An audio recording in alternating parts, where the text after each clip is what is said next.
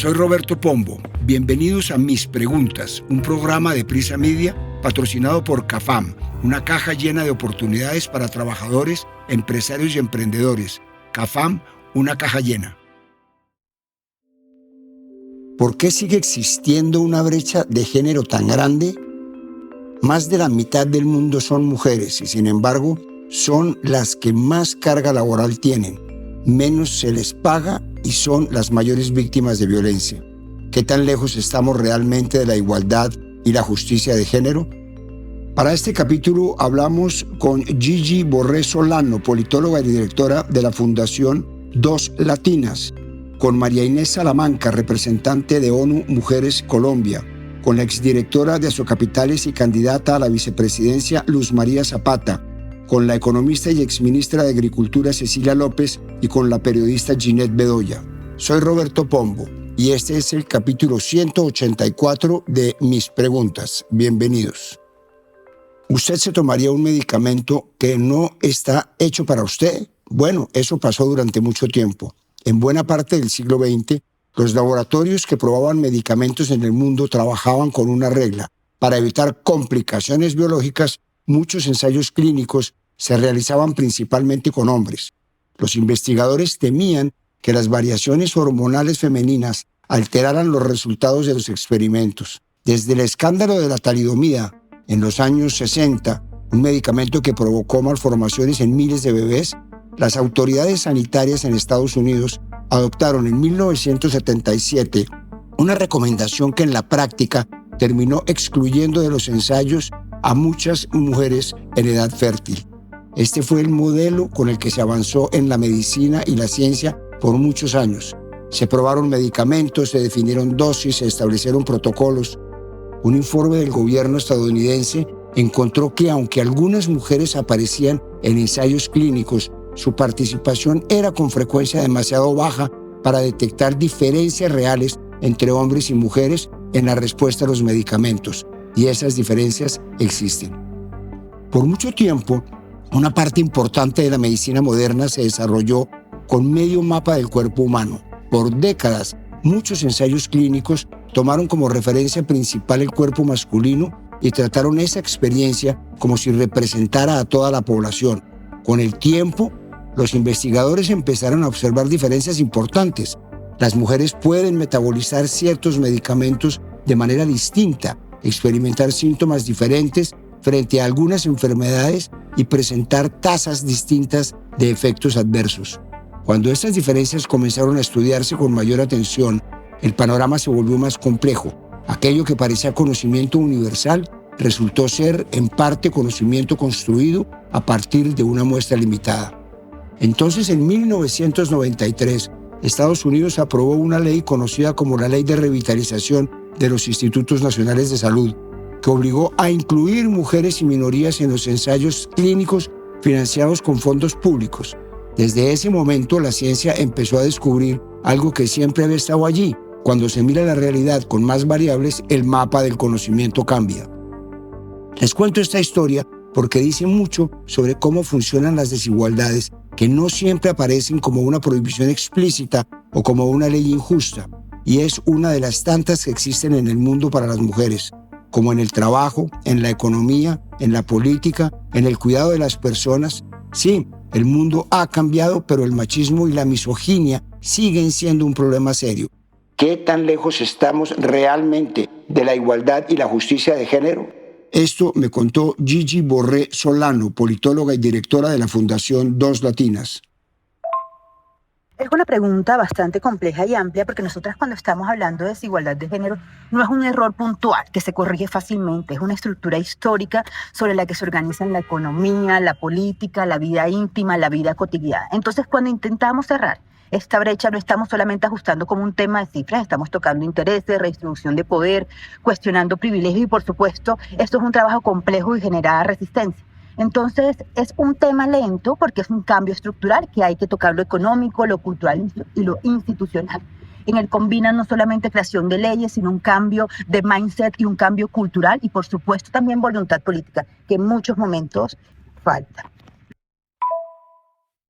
El pasado 8 de marzo se celebró, como se hace cada año, el Día Internacional de la Mujer. La fecha pasó un poco por debajo del radar porque ese mismo día se celebraban las elecciones de Congreso en Colombia. Con el paso de las décadas, las mujeres han recuperado terreno y derechos que les han sido negados antes, como el voto, la independencia económica, el derecho a decidir sobre sus propios cuerpos y más.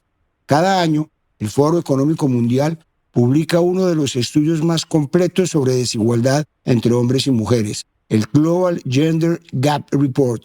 Este informe analiza 4 áreas claves en casi todos los países del mundo: participación económica, educación, salud y poder político. Según el reporte de 2025, comparado con años anteriores, la brecha de género global se redujo en 0,3% en 2025, pasando de 68,4% a 68,8%. Estas cifras muestran un avance importante, pero a pesar de los avances, la desigualdad y las brechas de género siguen siendo un problema serio en el mundo. De acuerdo con el mismo reporte del Foro Económico Mundial, a ese ritmo, cerrarla completamente va a tomar unos 123 años. El progreso existe, pero es lento y es frágil. O sea que incluso si este progreso sigue como va, varias generaciones van a tener que vivir todavía en un mundo donde hombres y mujeres no tienen las mismas oportunidades. Y como con casi todo en el mundo, hay países que han cerrado más del 80% de su brecha y otros que apenas superan el 50%. La distancia entre los primeros y los últimos muestra que esto no es inevitable. Los que avanzan más rápido tienen algo en común: políticas públicas concretas, no solo buenas intenciones.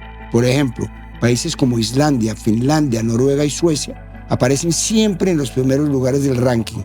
En estos países, la brecha de género está cerrada en más del 80 o el 90% gracias a políticas públicas sostenidas durante décadas, licencias parentales igualitarias, redes con cuidado infantil, participación laboral femenina alta y sistemas políticos con representación paritaria. La Organización Internacional del Trabajo publicó en marzo de 2025 un informe que revela algo todavía más preocupante. Si se ajusta la medición considerando el nivel educativo, el tipo de empleo y las horas trabajadas, la brecha salarial de género en América Latina fue del 19,8% en ingresos mensuales en 2023. O sea, que la desigualdad real es casi el doble de lo que la mayoría de los indicadores convencionales muestran. Otros datos del Foro Económico Mundial muestran que la brecha en salud está cerrada en un 96,2% y la educación en un 95,1%. En cambio, la brecha económica solo está cerrada en un 61% y la política en apenas un 22,9%. Si se mantiene el ritmo actual, cerrar la brecha política tomará 162 años. América Latina y el Caribe ocupan el tercer lugar regional con un puntaje de 74,5% y es la región que avanza más rápido. Ha ganado 8,6% desde 2006. La región tiene un historial sólido de liderazgo político femenino. 15 países han tenido una mujer como jefa de Estado en los últimos 50 años.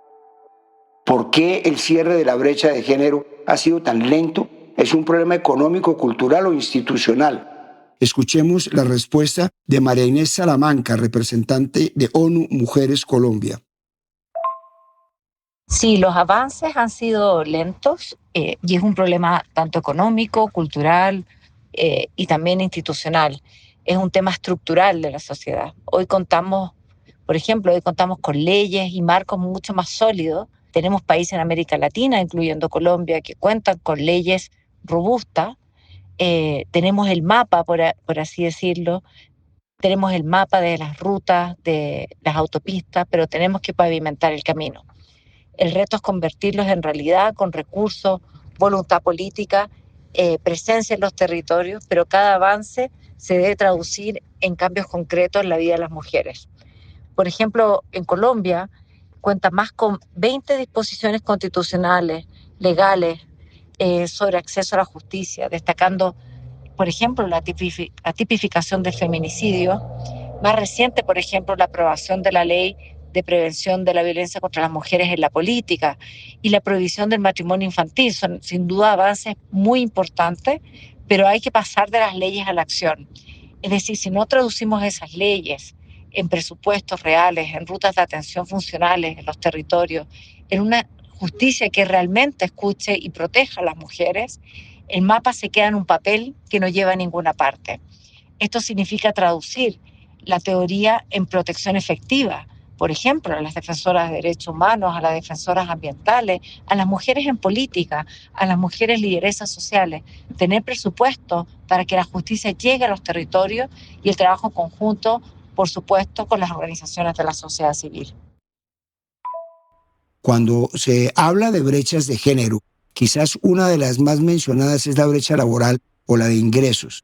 Según un análisis reciente sobre la situación de las mujeres en el mercado laboral colombiano, hecho por el Observatorio Laboral de la Universidad del Rosario, en desempleo, la brecha entre hombres y mujeres es casi del doble.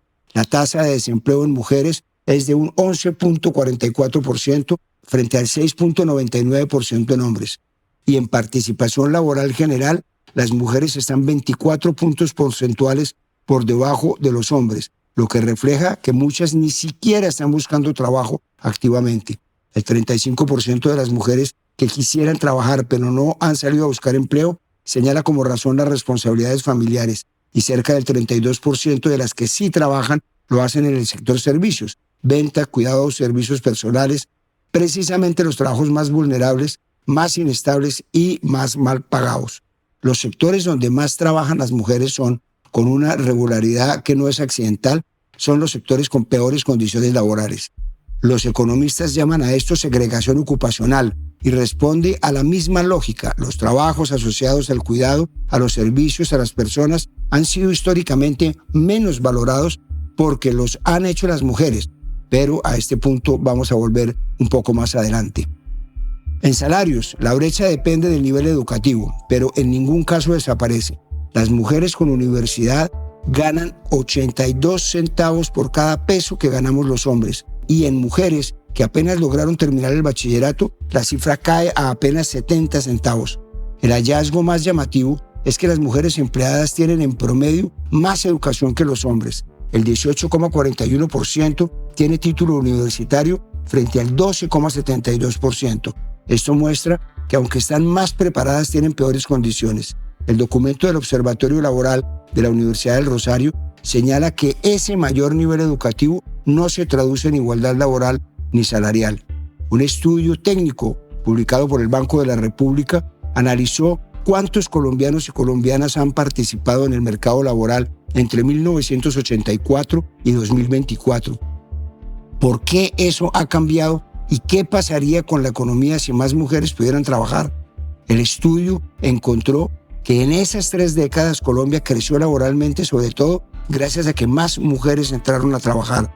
La participación femenina pasó de ser la segunda más baja de América Latina en 1980 a la más alta del continente en 2024. En 1984, la diferencia entre la tasa de participación laboral de hombres y mujeres era de 42%, mientras que en 2024 esa brecha se redujo a 18%. El principal motor de esa reducción fue la educación. En 1984, las diferencias educativas entre hombres y mujeres explicaban más de 10 puntos de esa brecha, pero en 2024 su contribución es prácticamente cero. Las mujeres igualaron y superaron a los hombres en escolaridad, pero a pesar de esos avances, la brecha persiste a todas las edades. Esta brecha laboral de salarios, como todas las desigualdades, es un hecho injusto y perjudicial para las mujeres. Sin embargo, también tiene un efecto económico en toda la sociedad.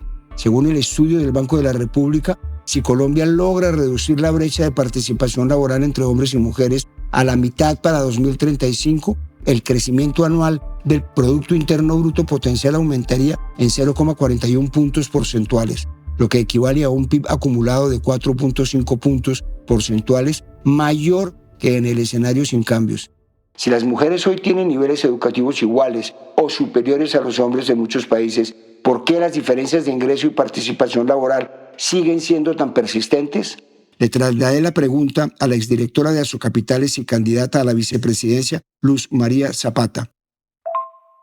Sin duda alguna, la educación ha reducido de manera importante la desigualdad entre hombres y mujeres, pero no la elimina automáticamente, aún persiste. Todas esas barreras estructurales del mercado laboral.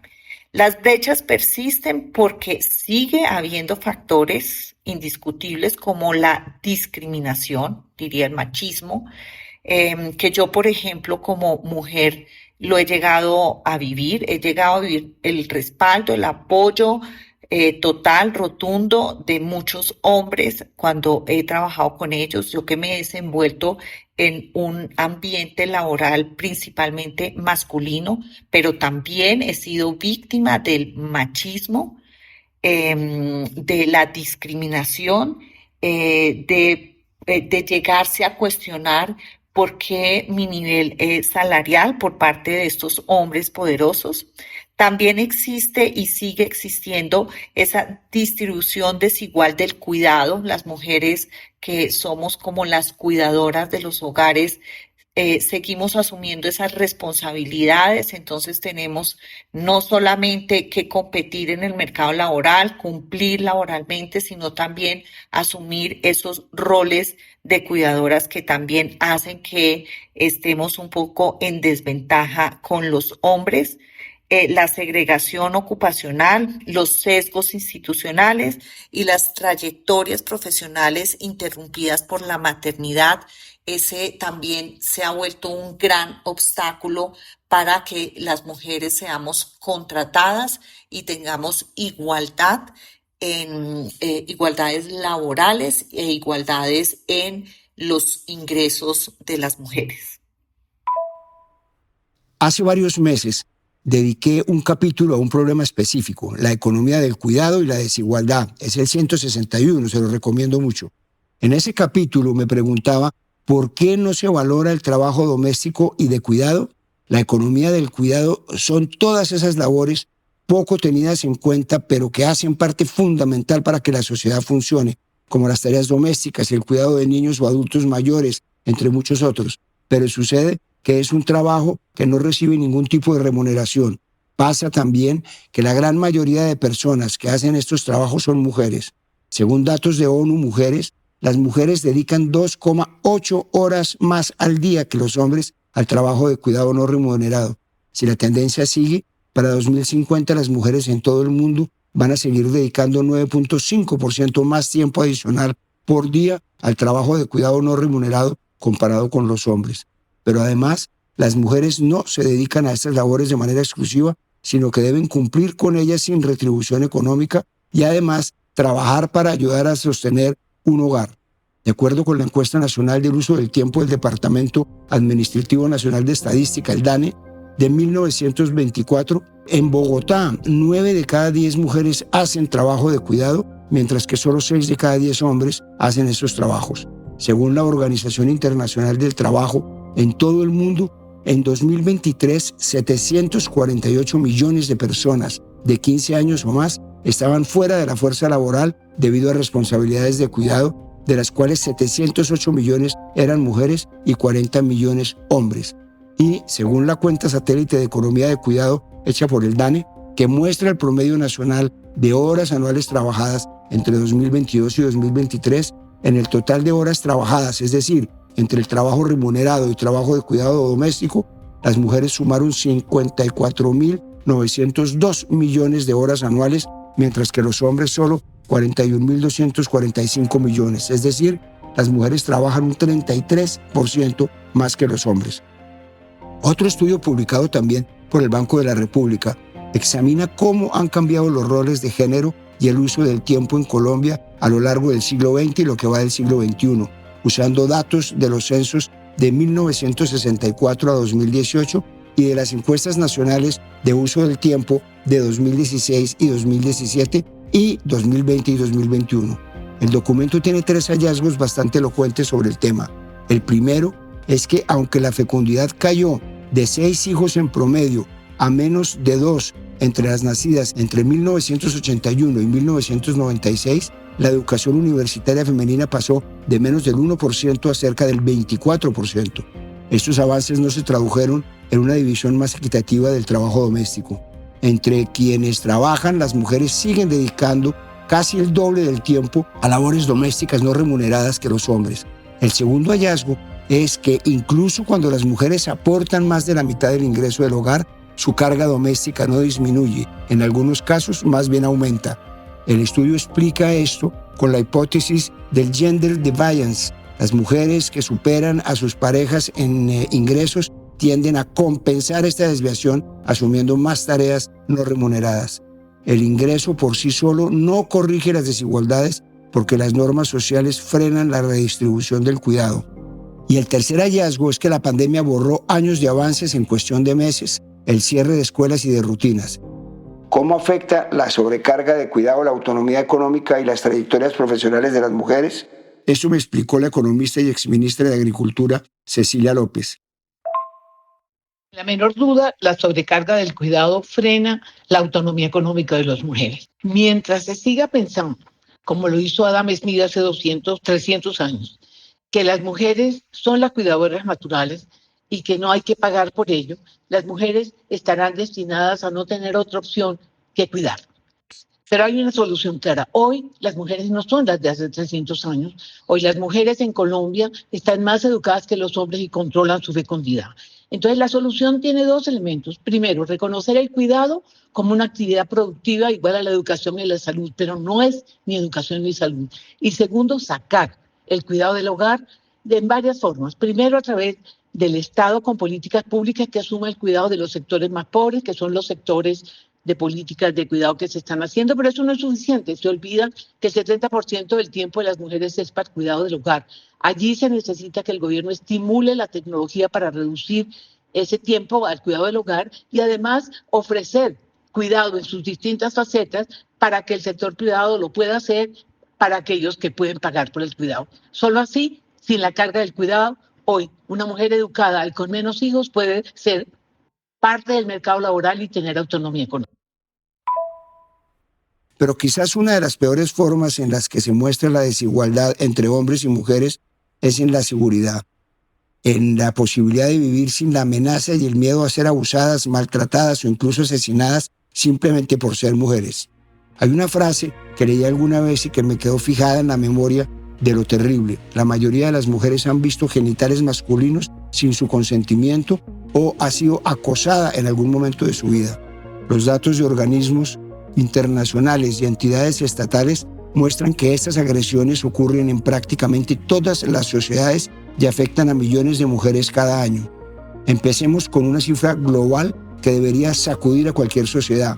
Según un informe de la OMS publicado en noviembre de 2025, casi una de cada 3 mujeres, unos 840 millones en todo el mundo, ha sufrido violencia física o sexual por parte de su pareja o de carácter sexual a lo largo de su vida, una cifra que apenas ha variado desde el año 2000.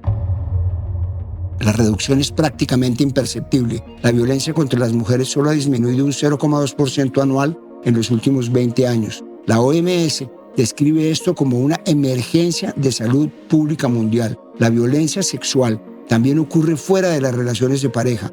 La OMS calcula que 263 millones de mujeres han sufrido agresiones sexuales cometidas por personas que no son su pareja desde los 15 años, aunque los especialistas creen que la cifra real es mayor porque muchos casos nunca se denuncian debido al miedo, la estigmatización o la desconfianza en las instituciones. De acuerdo con la OMS, en 2024, unas 50.000 mujeres y niñas murieron a manos de sus parejas u otros familiares. Esto significa que el 60% de todas las mujeres asesinadas en el mundo este año murieron a manos de alguien cercano, un promedio de 137 mujeres y niñas cada día. En contraste, solo el 11% de los homicidios de hombres ocurren en la esfera privada. En Colombia, el panorama no es mejor, todo lo contrario. La cifra de feminicidios ha ido en aumento. Según los datos del Observatorio de Feminicidios en Colombia, pasamos de 357 feminicidios en el año 2017 a 1.578 en 2014, el año con mayor incidencia de ese delito. Estamos hablando de que la cifra casi se multiplicó por 5 en solo 7 años, y solamente entre el 1 de enero y el 31 de mayo de 2025, la Defensoría del Pueblo había registrado 352 casos, números que deberían paralizar a cualquier país. Y sí, en Colombia hay legislación que se supone protege a las mujeres de la violencia. En 2015, se promulgó la Ley 1761, llamada la Ley Rosa Elvira Celi, en conmemoración de una de las miles de víctimas de feminicidio. La ley tiene como propósito tipificar de manera autónoma el homicidio de mujeres cuando éste se hace por razones de discriminación u odio en razón de su sexo o género. Con esta ley se reconoció que un número significativo de asesinatos de mujeres no son solo homicidios comunes, sino crímenes de odio basados en subvaloración social femenina y en prejuicios sexistas. También existe un marco legal que sobre el papel protege la igualdad. La Constitución, la Ley 1496 de 2011 sobre igualdad salarial, convenios de la OIT y la sentencia T014 de 2026 que reiteró la protección especial a mujeres embarazadas y lactantes. Incluso, en mayo de 2023 se declaró una emergencia nacional por violencias basadas en género y se incluyó en el Plan de Desarrollo para implementar nuevas medidas urgentes que garanticen a las mujeres una vida libre de violencias. Sin embargo, no parece ser suficiente. Una de las conclusiones del informe del Foro Económico Mundial es que las leyes existen, pero la realidad no las refleja. Sin embargo, como lo reconoce el reporte del Foro Económico Mundial, una barrera crítica es la brecha de implementación, la desconexión que hay entre las leyes que promueven la igualdad y la infraestructura real para hacerlas cumplir. Casi todos los países que están en el índice tienen esa brecha. Adoptar nuevas leyes no es suficiente si no hay mecanismos sólidos para aplicarlas. Busqué a la periodista Ginette Bedoya para que me contara, más allá de las leyes, qué cambios culturales deben darse para acabar con las violencias basadas en género. Colombia tiene un marco normativo robusto para defender los derechos de las mujeres y ha legislado frente a crímenes tan barbáricos como los ataques con agentes químicos, el feminicidio, la violencia sexual, y sin embargo ocupamos un lugar muy deshonroso a nivel del hemisferio y también en comparación con otros países en esas cifras de víctimas. Y por eso nos preguntamos qué más hace falta. Las leyes no se aplican, pero tenemos las herramientas para poder prevenir las violencias. Y tal vez lo más importante aquí sería que el Ministerio de Educación entendiera que es necesario implementar un pensum académico de prevención. Es como resetear nuevamente a las personas frente a qué son las violencias basadas en género en la primera infancia, en la secundaria y en las universidades. No es hablar de políticas de género que han sido tan cuestionadas, sino es rescatar más bien una palabra que no tiene ni orientación sexual, ni sexo, ni género, el respeto. Si le enseñamos nuevamente a la ciudadanía que del respeto nace todo para poder prevenir la violencia, seguramente el panorama sería diferente. La humanidad no puede avanzar si la mitad está sometida a una desigualdad sistemática. Mientras las mujeres tengan que trabajar más, ganen menos, sean violentadas y asesinadas, el mundo no será un lugar mejor. Soy Roberto Pombo y este fue el capítulo 184 de Mis Preguntas. Nos vemos en el próximo capítulo. A partir de este momento, este capítulo de Mis Preguntas queda disponible en todas las plataformas de podcast. Este episodio fue posible gracias a CAFAM, aliado estratégico en el crecimiento de más de 40.000 empresas en Colombia. Dirección, Roberto Pombo. Asesor editorial, Daniel Sampero Espina. Producción, Juan Abel Gutiérrez y Johnny Rodríguez. Guiones, Juan Abel Gutiérrez y Johnny Rodríguez. Postproducción de audio, Iván Ayala.